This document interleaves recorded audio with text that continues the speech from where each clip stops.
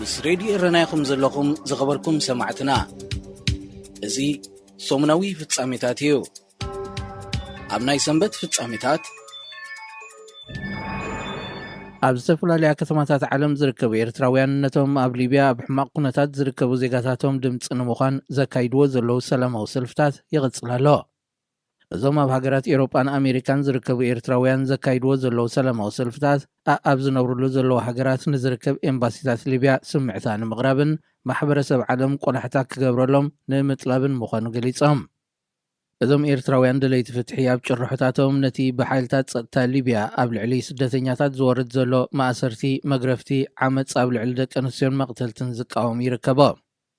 ኣብዚ ዝሓለፈ 2 ሳምንታት ሰበስልጣን ትሪፖሊ ብኣሽሓት ዝቝጸሩ ስደተኛታት ዝተፈላለየ ሃገራት ኣብ ትሕቲ ቀይዲ ከእትውን ከለዉ ብውሕዱ 6 ሰባት ከዓ ከም ዝተቐትሉ ጸብጻባት ካብቲ ሃገር የመልክቱ። ካብቶም ኣብ ትሕቲ ቀይዲ ዝኣተዉ ብውሕዱ 250 ትሕቲ ዕድመ ህፃናት ከም ዝርከብዎም ዩኒሴፍ ክገልጽ እንከሎ ነፍሰ ጸራትን ሓራሳት ደቂ ኣንስትዮን ኣብ መንጎቶም ዝተቐየዱ ከም ዝርከባ ወኪል ስደተኛታት ሕቡራት ሃገራት የመልክት። እዞም ድምፂ ወገናቶም ንምስማዕ ኣብ ዝተፈላለያ ከተማታት ዓለም ሰላማዊ ሰልፊ ዘካይዱ ዘለዉ ኤርትራውያን እቶም ግዳያት ድሕነቶም ክወሓስ ኣብ ዝሓፀረ እዋን ከዓ ናብ ሳልሰይቲ ሃገር ክጣየሱ ጸዊዖም። ኣቐድም ኣቢሉ ኣብ ትግራይ ዝርከቡ ኣሳት 25,000 ኤርትራውያን ስደተኛታት ብተመሳሳሊ ረዳኢ ዝሰኣኑ ግዳያት ጥሜትን ካልእ ሕሰምን ኮይኖም ምህላዎም ብሬድዮ ረና ተቐሊሑ እዩ።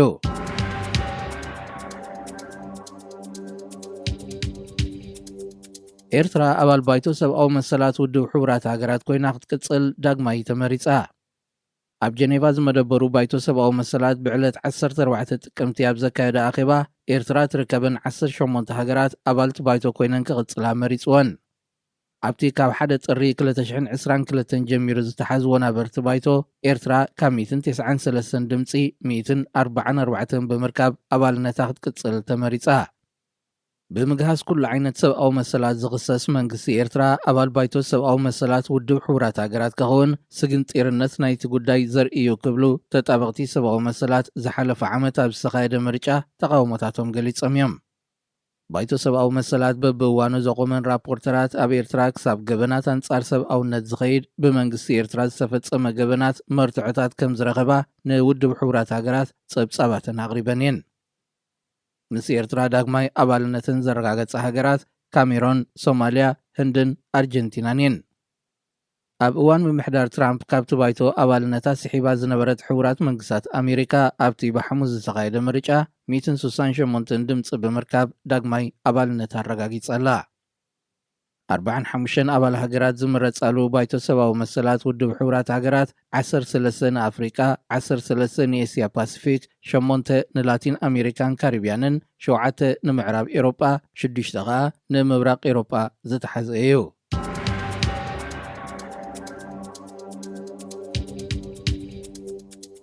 ቀዳማይ ሚኒስተር ሱዳን ዓብደላ ሓምዶክ ካብቲ ሃገር ተፈጢሩ ዘሎ ፖለቲካዊ ምትፍናን መርገፂኡ ማእከላይ ወይ ኣተዓራቒ ከም ዘይኮነ ኣነፂሩ።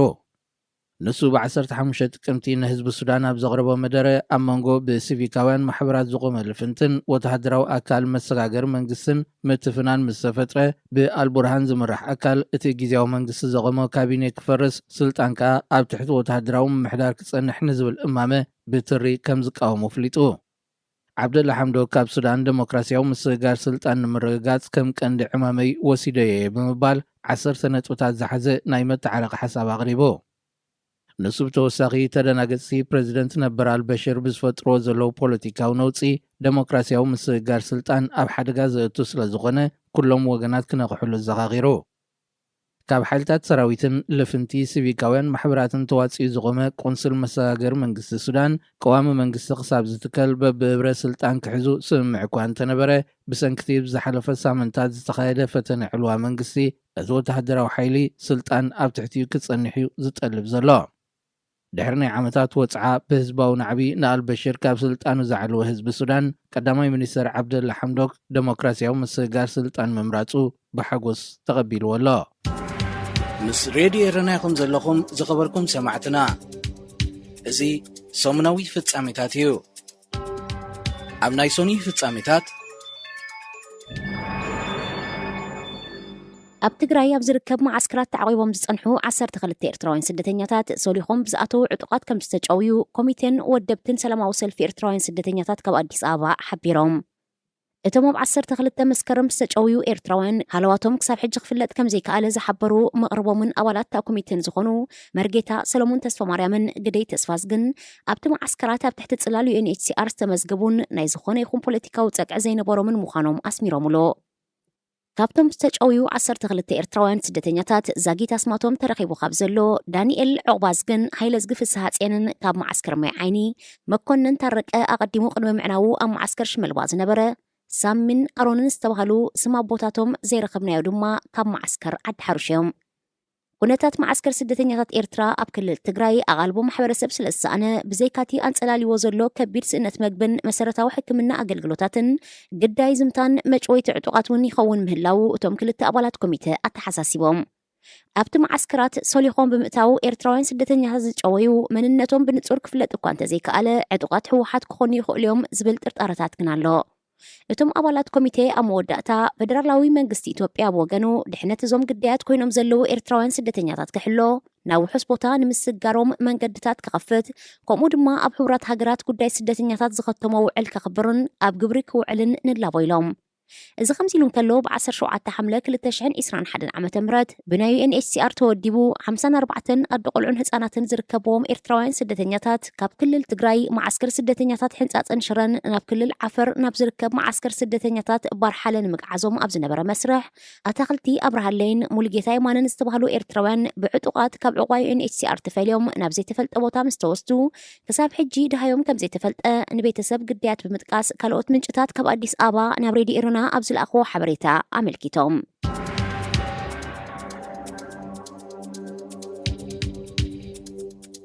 ርእሰ ከተማ ሱዳን ኣብ ዝኾነት ካርቱም ንመስርሕ ምስጋር ናብ ዲሞክራሲ ንምቋምን ወተሃደራዊ ዕልዋ ክካየድ ንምድጋፍን ኣሽሓት ሰባት ሰላማዊ ሰልፊ ኣካይዶም። እቶም ብቀደም 16 ጥቅምቲ ኣብ ቀጽሪ ቤተ መንግስቲ ዝተኣኻኸቡ ሰልፈኛታት ብጀነራል ዓብደልፈታሕ አልቡርሃን ዝምራሕ ወተሃደራዊ ጉጅለ ናይቲ ሉኣላዊ ቤት ምክሪ ሱዳን ዝፍለጥ ኣካል መንግስቲ ዕልዋ ብምክያድ ስልጣን ሙሉእ ብሙሉእ ክቆጻጸሩ ዝጽውዕዮ። መሰጋገሪ መንግስቲ ዝኣተዎ መብጻዕታት ኣይተግበረን ዝብል ስምዒታት ከም ዘለዎም ዝጨርሑ እቶም ሱዳናውያን ወተሃደራዊ መንግስቲ ኣብ ስልጣን ክመጽእ ከም ዝደልዩ ምስ ዝተፈላለዩ ሚድያታት ኣብ ዘካየድዎ ቃለ መጠይቕ ኣነጺሮም። ወተሃደራዊ ዕልዋ ክካየድን ወተሃደራዊ መንግስቲ ክህሉን ዝጠልቡ ሱዳናውያን ሰልፊ ዘካየዱ ንኣስታት 18 ወርሕ ብወተሃደራዊ ጉጅለ ክምራሕ ዝጸንሐ መሰጋገሪ መንግስቲ ስልጣኑ ናብ ሲቪላዊ ወገን ክረክብ ኣስታት 3 ቀነ ጥራይ ተሪፍዎ ዘሎ ግዜ እዩ። እቲ ሲቪላዊ ወገን ስልጣን መሰጋገሪ መንግስቲ ምስ ተረከበ ክሳብ 2024 ዲሞክራሲያዊ ምርጫት ሃገር ንሱዳን ክመርሕ እዩ። ይኹን እምበር ስልጣን ክብሕት ዝደሊ ዘሎ ወተሃደራዊ ጉጅለ መሰጋገሪ መንግስቲ ነዚ ኣብ ዝመጽእ ወርሒ ዝካየድ ትጽቢት ዝግበረሉ ናይ ምስጋር መስርሕ ንምትዕንቃፉ ይሰርሕ ከም ዘሎ ብሓያሎ ወገናት ይንቀፍ እዩ። መስርሕ ምስጋር ሱዳን ናብ ዲሞክራሲያዊ ሲቪላዊ ስርዓት ብወተሃደራዊ ጉጅለ እንተተዓናቂፉ እቲ ሃገር ናብቲ ኣብ ዝሓለፈ 30 ዓመታት ዝነበረቶ ፖለቲካዊ ዲፕሎማሲያውን ቁጠባውን ተነጽሎ ክትወድቕ ከም እትኽእል ይትንተን።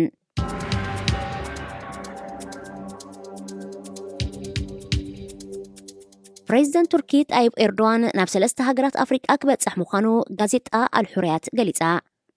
እቲ ፕሬዚደንት ዑደቱ ኣብ 18 ጥቅምቲ ብኣንጎላ ጀሚሩ ኣብ ውሽጢ 4 መዓልትታት ናብ ናይጀርያን ቶጎን ክበጽሕ እዩ። ዕላማ ዑደት ፕሬዚደንት ቱርኪ ናብ ሃገራት ምዕራብ ኣፍሪቃ ኣብ ንግዲ ወፍርን ወተሃደራዊ ምትሕግጋዝን ዘተኮረ ምዃኑ እዩ ተመልኪቱ። ኣብ ሓያሎ ሃገራት ኣፍሪቃ እግራን ቢራ ዘላ ቱርኪ ብፍላይ ምስተን ዓበይቲ ስትራቴጂያውያን እትብለን ሃገራት ናይ ዝኣህጉር ዝምድናኣ ንምዕባያ ትሰርሕ ዘላ። ኣብ ሶማል ወተሃደራዊ ማዓስከር ዘለዋ ቱርኪ ንኢትዮጵያን ሞሮኮን እውን ድሮን ዝርከቦ ዝተፈላለየ ወተሃደራዊ ንዋት ሸይጥ ምህላዋ ይግለጽ። ቱርኪ ምስ ቀጠር ብምዃን ኣብ ወደብ ስዋኪን ናይ ሱዳን ወተሃደራዊ መደበር ብምህናጽ ህላዊኣ ኣብ ቀይሕ ባሕሪ ናይ ምውሓስ መደብ እውን ነይርዋዮ። እንተኾነት መደብ ምስ ውድኣ ስርዓት በሽር ተሰናኺሉ ይርከብ። ምስ ፍሕፋሕ ቱርኪ ናብ ሃገራት ኣፍሪቃ ዘስካኣ ግብፂ ብፍላይ ምስተን ከም ቀንዲ መተሃላለኽታ እትርአን ኢትዮጵያን ሞሮኮን ዝካየድ ዘሎ መሸጣ ድሮንን ካልእ ወተሃደራዊ ንዋትን ደው ክብል ከም ዝሓተተት መርበብ ሓበሬታ ኢጅፕት ኢንዲፐንደንት ኣቃሊሑ። ምስ ሬድዮ ኤረና ኢኹም ዘለኹም ዝኸበርኩም ሰማዕትና እዚ ሰሙናዊ ፍጻሜታት እዩ። ኣብ ናይ ሰሉስ ፍጻሜታት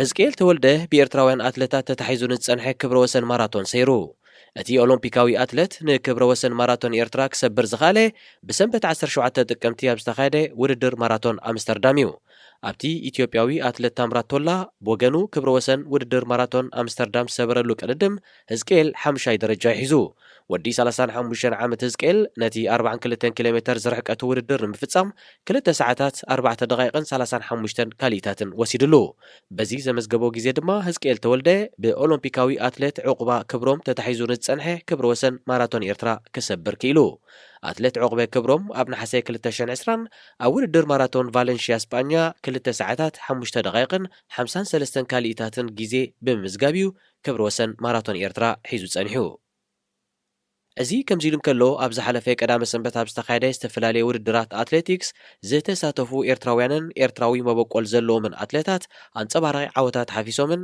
ኣተባባዕ ውጽኢታት ረኺቦምን ብዛዕባ እዚ ብዝምልከት ዝርዝራዊ ሓበሬታ ኣብ ናይ ሎሚ ናይ ስፖርት መደብና ተኸታተሉና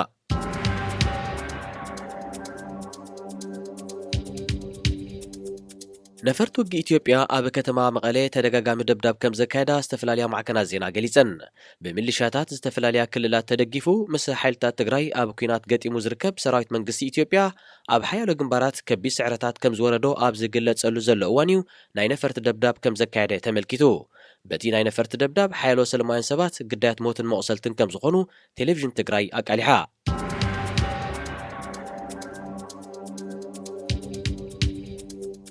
ኣብ ምብራቕ ሱዳን ወደብን ኣውራ መንገድታትን ብምዕጻው ኣብ ዝቕጽል ዘሎ ኣድማ ኣስታት 83 ሚልዮን ዶላር ክሳራ ከም ዘስዓበ ሚኒስትሪ ሃብቲ እንስሳታት ኣብ ዘውፅኦ መግለጺ ኣፍሊጡ ሚኒስተር ሓፊዝ ዓብደልናቢ ብ17 ጥቅምቲ ኣብ ዝሃቦ መብርሂ ብሰንኪታ ኣድማ ናብ ወፃኢ ሃገራት ንመሸጣ ተዳልየን ዝነበራ ከብቲ ኣግማልን ጤለ በጊዕን ሰለስተ ዓግታ እቲ ክሳራ ከም ሰዕበ ኣስሚሩሉ ኣብ ወደብ ፖርት ሱዳንን ናብቲ ወደብ ኣብ ዘእቱ መንገድታትን ልዕሊ 150,000 ከብቲ ኣግማልን ጤለ በጊዕን ተዓጊተን ከም ዘለዋ ዘመልከተ እቲ ሚኒስተር ምስ ናይ ግብርን ካልእን ተታሒዙ እቲ ክሳራ ክሳብ 120 ሚልዮን ዶላር ክበጽሕ ከም ዝኽእል ኣሚቱ ካብ መፋረቕ ወርሒ መስከረም ኣትሒዙ ላዕለዋይ ቤት ምክሪ ቤጃ ኣብ ምብራቕ ሱዳን ዝጸዋዕ ኣድማ ንወደብ ፖርት ሱዳንን ካብን ናብን ዘእቱ መንገድታትን ዓጺዩ ይርከብ ስልጣን መንሓዘ ብዝሰበቡ ኣብ ፖለቲካዊ ምስሓብ ተሸሚሙ ዝርከብ መሰጋገሪ መንግስቲ ሱዳን ላዕለዋይ ቤት ምክሪ ቤጃ ንዘቕረቦ ጠለባት ከማልእ ብዘይምኽኣል እዩ እቲ ኣድማ ንልዕሊ ሓደ ወርሑ ቀጺሉ ዘሎ እዚ ከምዚ ኢሉ እንከሎ ኣብ ሱዳን ወተሃደራዊ ዕልዋ ክካየድ ዝድግፉ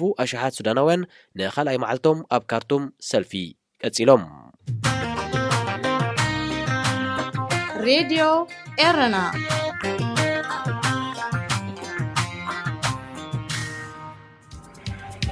ምስ ሬድዮ ኤረና ይኹም ዘለኹም ዝኸበርኩም ሰማዕትና እዚ ሰሙናዊ ፍጻሜታት እዩ ኣብ ናይ ረቡዕ ፍጻሜታት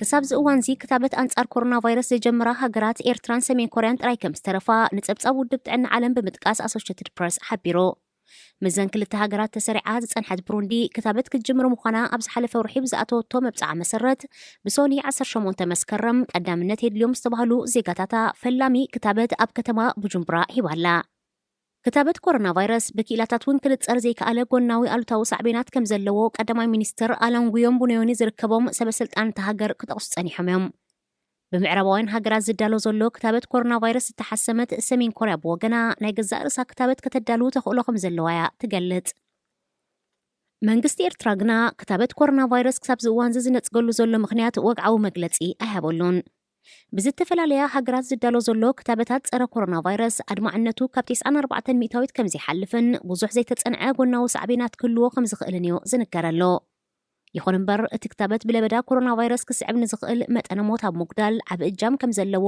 ተመራመርቲ ሕክምና ይረድኡ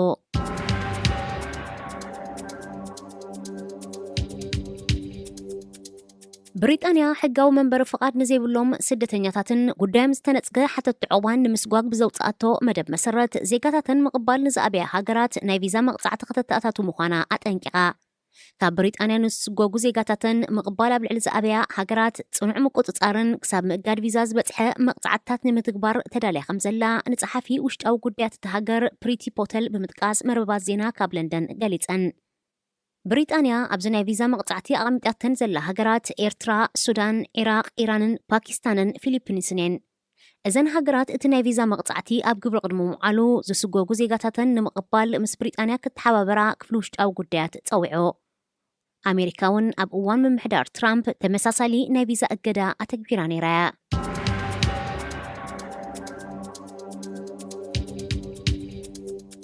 መንግስቲ ኢትዮጵያ ብሶኒ 18 ጥቅምቲ ኣብ ከባቢ መቐለ ኣብ ዘካየዶ ናይ ነፈርቲ ደብዳብ 3 ቆልዑ ከም ዝተቐትሉን ሓደ ድማ ከም ዝቆሰለን ንሰራሕተኛታት ትካላት ጥዕና ብምጥቃስ ኣፈኛ ሕቡራት ሃገራት ኣብ ሰብኣዊ ጉዳያት የንስ ላረክ ገሊጹ።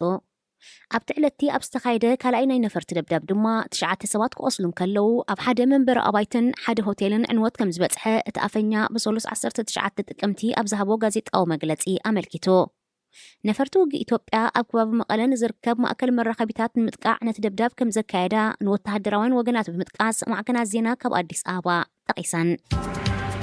ምስ ሬድዮ ኤረና ኢኹም ዘለኹም ዝኸበርኩም ሰማዕትና እዚ ሰሙናዊ ፍጻሜታት እዩ። ኣብ ናይ ሐሙስ ፍጻሜታት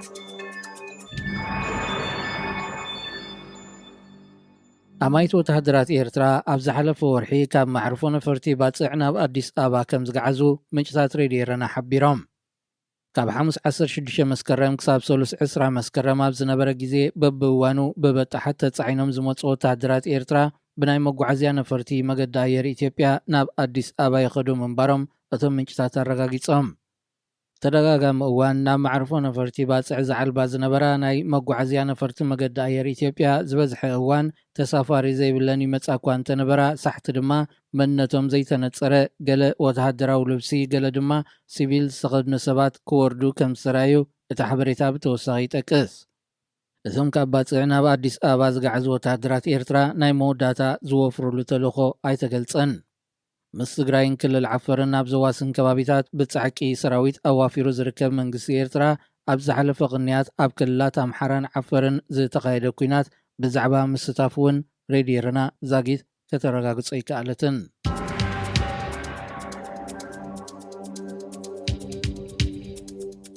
ኣብ ሾደን ከተማ ስቶኮልም እትርከብ ናይ ኣመንቲ ጴንጤቆስጣል ቤተ ክርስቲያን ፊላደልፊያ ኣዳራሻ ሰበስልጣን ህግደፍን ሰዓብቶምን ዘካይድዎ ሰሚናር ምክራያ ከም ዘጠዓሳ ምግላጻ ማዕከን ዜና ዳግን ሓቢሩ። እታ ቤተ ክርስቲያን ነቲ ብሚኒስትር ጉዳያት ወጻኢ ኤርትራ ኣቶ ዑስማን ሳልሕ ተመሪሑ ብ17 ጥቅምቲ ዝተኻየደ ሰሚናር ኣዳራሻ ምክራያ ዝተጠዓሰትሉ ምኽንያት መንግስቲ ኤርትራ ኣመንቲ እምነት ጴንጤቆስጣል ብምእሳርን ብምስቃይን ዝተፈልጠ ምዃኑ ድሒራ ምስ ኣረጋገጸት ምዃና ገሊጻ። ኣቐዲማ ብዛዕባ እቲ ናይ ኤርትራ ኩነታት እኹል ኣፍልጦ ከም ዘይነበራ ዝገለጸት እታ ቤተ ክርስቲያን ንመጻኢ ተመሳሳሊ ጌጋ ንኸይትፍጽም ኣዳራሻ ቅድሚ ምክራያ ምጽራይ ክትገብር ምዃና ገንዚባ። ህግደፍ ንክራይ ኣዳራሽ ዝኸፈላ ገንዘብ ድማ ነቲ ንመሰል እምነት ክርስትና ዝጣበቕ ኦፕን ዶርስ ዝተባሃለ ኣህጉራዊ ትካል ከም ዘወፈየቶ ኣፍሊጣ።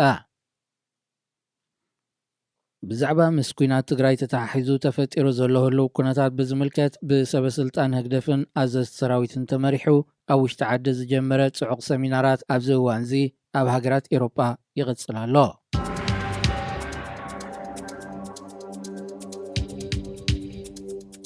ነፈርቲ ውጊ ኢትዮጵያ ኣብ ከተማ መቐለ ንካልኣይ መዓልቲ ደብዳብ ኣካይደን። ብወገን ትግራይ በቲ ደብዳብ ሕጂውን ሰላማውያን ሰባት እዮም ግዳያት ኮይኖም ክበሃል እንከሎ መንግስቲ ኢትዮጵያ በንጻሩ ነቲ ረቡዕ 20 ጥቅምቲ ዒላማ ዝገበሩ ቦታ ኣጽዋር ዝፈርየሉን ዝጽገነሉን እዩ ክብል መግለጺ ሂቡሉ። እቲ መንግስቲ ሓደ መዓልቲ ቀዲሙ ብዘካየዶ ተመሳሳሊ ደብዳብ 3 ቆልዑ ክቕተሉ እንከለዉ ብውሕዱ 10 ሰላማውያን ሰባት ድማ ከም ዝቆሰሉ ሕቡራት ሃገራት ኣረጋጊጹ። መንግስቲ ኢትዮጵያ ኣብ መቐለ ናይ ነፈርቲ ደብዳብ ዘካይድ ዘሎ ብሸነኽ ዓፈርን ክልል ኣምሓራን ኣብ ሓያሎ ግንባራት ንኽልተ ቅነት ዝተኻየደ ኩናት ሓይልታት ትግራይ ዓበይቲ ዓወታት ከም ዝተጎናጸፉ ኣብ ዝገልጽሉ ዘለዉ እዋን እዩ። ኣብ መቐለ ዝቕጽል ዘሎ ደብዳብ ነፈርቲ ንመንግስቲ ኢትዮጵያን ሓይልታት ትግራይን ናብ ዘተ ንምቅራቦም ክካየድ ዝጸንሐ ኣህጉራዊ ጸቕጢ ትርጉም ከም ዘይህልዎ ዘመልክት ስጉምቲ ምዃኑ ተንተንቲ የረድኡ። ምስ ሬድዮ ኤረና ኢኹም ዘለኹም ዝኸበርኩም ሰማዕትና እዚ ሰሙናዊ ፍጻሜታት እዩ። ኣብ ናይ ዓቢ ፍጻሜታት ቤት ጽሕፈት ኣኽባር ሕጊ ሆላንድ ብዘይ ሕጋዊ ምስጋር ስደተኛታት ጉንን ስምኒ ዘለዎ ኪዳነ ዘካርያስ ሃብተ ማርያም ዝተባህለ ኤርትራዊ ኣብ መዝገብ ብዝለዓለ ገበን ዝህደኑ ሰባት ኣስፊርዎ። ወዲ 37 ዓመት ምዃኑ ዝተገልጸ ኪዳነ ኣሽሓት ኤርትራውያን ዝርከብዎም ስደተኛታት ካብ ሊብያ ናብ ሃገራት ኤውሮጳ ብዘይሕጋዊ መንገዲ ኣብ ርእሲ ምስእጋሩ ኣብ ማእከላይ ባሕሪ ብዘጋጠመ ሞት ታማኢት ስደተኛታትን ካልእ ገበናትን እውን ተኸሲሱ ይርከብ። እቲ ክሱስ ኣብ ኢትዮጵያ ተታሒዙ ጉዳዩ መርመራ ይካየደሉ እኳ እንተነበረ ናብ ቤት ፍርዲ ኣብ ዝመላለሰሉ ዝነበረ እዋን ኣብ ዝሓለፈ ዓመት ሓደ ረፍዲ ሃዲሙ ዛጊድ ተሰዊሩሎ። ሰበስልጣን ሆላንድ ነዚ ሓደ ካብ ዕሉላት ገበነኛታት እዩ ኢሎም ዝጠቐስዎ ኤርትራዊ ንማሕዙ ምስ ኢጣልያን ካልኦት መንግስታትን ብምትሕባር ይሰርሑ ከም ዘለው መግለጺ ቤት ጽሕፈት ኣኽባር ሕጊ ሃገር ኣፍሊጡ።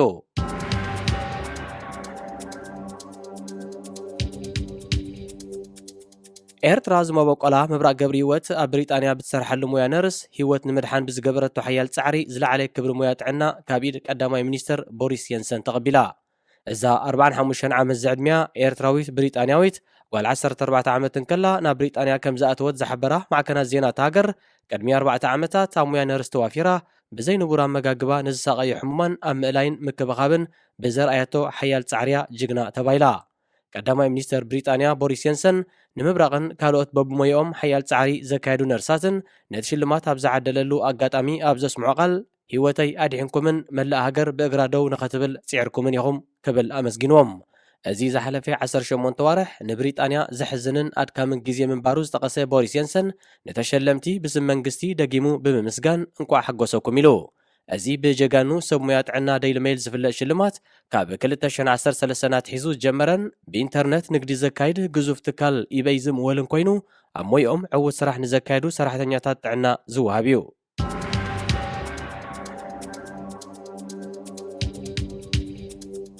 ኣብ ሱዳን ወተሃደራዊ ዕልዋን ዝድግፉ ሰልፈኛታት ንምቋምን ንመሰጋገር መንግስቲ ንምድጋፍን ዝዓለመ ሰላማዊ ሰልፊ ይካየድ ኣሎ። እቶም ብ22 ጥቅምቲ ኣብ ካርቱም ሓድሽ ሰላማዊ ሰልፊ ዝወደቡ ጉጅለታት ምስቶም ኣብ ቀጽሪ ቤተ መንግስቲ ኮፍ ብምባል ሰልፊ ዘካይዱ ዘለው ደገፍቲ ወተሃደራዊ ዕልዋ ከይጋጨው ተሰጊዩ። ሰራሕተኛታት ቀዳማይ ረድኤትን ሆስፒታላትን ክስዕብ ካብ ዝኽእል ግጭታት ንዝህሰዩ ንምሕጋዝ ምድላው ከም ዘካየዱ እውን ማዕከናት ዜና ካብ ካርቱም ሓቢረን። ንስታት 18 ዋርሕ ስልጣን መሰጋገር መንግስቲ ሒዙ ዘሎ ወተሃደራዊ ጉጅለ ሱዳን ኣብ ዝመጽእ ወርሒ ሕዳር ናብቲ ሲቪላዊ ወገን መሰጋገር መንግስቲ ከረክቦ ትጽቢት ይግበር። እንተኾነ ንሉዓላዊ ቤት ምኽሪ ሱዳን ብልፍንቲ ያቆይሙ ዘሎ ወተሃደራዊ ጉጅለ ሓይልታት ጸጥታኡ ነቲ ሲቪላዊ ወገን ከረክብን ብሲቪላዊ ምሕዳር መንግስቲ ክእዘዝን ፈቓደኛ ከም ዘይኮነ እዩ ዝስማዕ። ብሰንኪ እዚ ድማ ኣብ መንጎ ዞም መላፍንቲ መሰጋገር መንግስቲ ዝኾኑ ክልተ ወገናት ምትፍናንን ወጥርን ዓሪጉ ይርከብ። ደገፍቲ ዞም ክልተ ደንበታት ዝኾኑ ሱዳናውያን ኣብ ካርቱም ዘካይድዎ ዘለው ሰልፍታት እውን ሱዳን ንዘላቶ ቀራና መንገዲ ዘጉልሕ ምዃኑ ተንተንቲ ይረዱ። ሬድዮ ኤረና